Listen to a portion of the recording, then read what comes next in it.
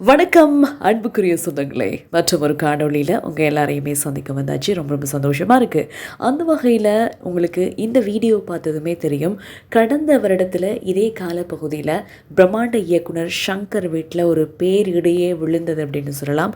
அவங்களுடைய முதல் மகள் ஐஸ்வர்யா மற்றும் புதுச்சேரி கிரிக்கெட் அகாடமியினுடைய ஓனர் எங்களுடைய ரோஹித்துக்கும் திருமணம் நடந்திருந்தது. திருமணம் நடந்து விருந்து வரவேற்பு நிகழ்வுக்காக பிரம்மாண்டமாக மகாபலிபுரத்தில் ஒரு நிகழ்ச்சி ஏற்பாடு செய்யப்பட்டிருந்தது. ஆனாலும் கூட அந்த நிகழ்ச்சி ஒரு விருந்தினர் கூட வராத நிலையில் முடிவடைந்தது அப்படின்னு சொல்லலாம். அவ்வளவு பிரம்மாண்டமாக கலைநயமாக உருவாக்கப்பட்ட அந்த நிகழ்வுக்கு யாருமே வரல, எல்லாருமே கவலையோடு வீட்டுக்கு திரும்பினாங்க அப்படிங்கிற ஒரு விஷயம் உங்கள் எல்லாருக்குமே தெரியும்.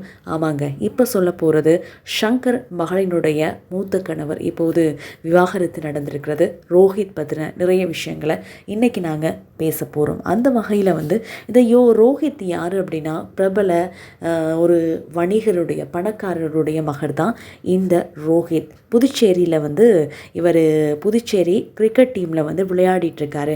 நிறைய பேருக்கு பயிற்சிகள் அந்த அகாடமியின் மூலமாக கொடுக்கப்பட்டு கொண்டிருக்கிறது அப்படின்னு தான் சொல்லலாம். அந்த அகாடமிக்கு படிக்கிறதுக்காக, கிரிக்கெட் கற்றுக்கிறதுக்காக பல கனவுகளோட தன்னோட ரோல் மாடல்ஸ் எல்லாத்தோடையும் நான் பயிற்சியில் இருக்க போகிறேன், விளையாட போகிறேன் அப்படிங்கிற ஒரு பெருங்கனவோட வந்த சிறுமிக்கு நடந்த மிக முக்கியமான ஒரு கொடூரமான விஷயத்தை பற்றி உங்கள் எல்லாருக்கும் தெரிஞ்சிருக்கும் அப்படின்னு சொல்லி நினைக்கிறேன்.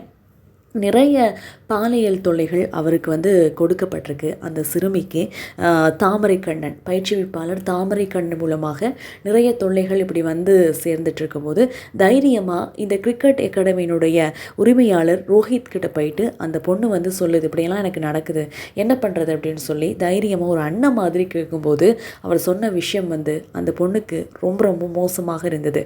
கிரிக்கெட் கற்றுக்கணும் அப்படின்னா இந்த மாதிரி விஷயங்கள்லாம் நீ அட்ஜஸ்ட் பண்ணி தான் ஆகணும்.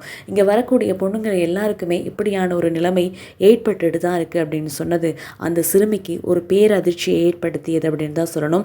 தன்னோட அம்மாவோட உதவியோட குழந்தைகள் பாதுகாப்பு எண்ணுக்கு தொலைபேசியின் மூலமாக அழைத்து இந்த விஷயங்களை அந்த பொண்ணு சொல்லும்போது அதுக்கு வழக்கு தாக்கல் செய்யப்படுது. 5 பேருக்கு எதிராக வழக்கு தாக்கல் பதிவு செய்யப்பட்டிருந்தது. தாமரைக்கண்ணன், அதே மாதிரி தாமோதரன், ரோஹித்தோட அப்பா ரோஹித், வெங்கட் அப்படின்னு சொல்லி 5 பேருக்கு எதிராக வழக்கு பதிவு செய்யப்பட்டிருந்தது. ஆனால் இந்த வழக்கு புதுச்சேரி நீதிமன்றத்துக்கு வரும்போது 3 பேர் மேலே தான் வழக்கு இருந்தது.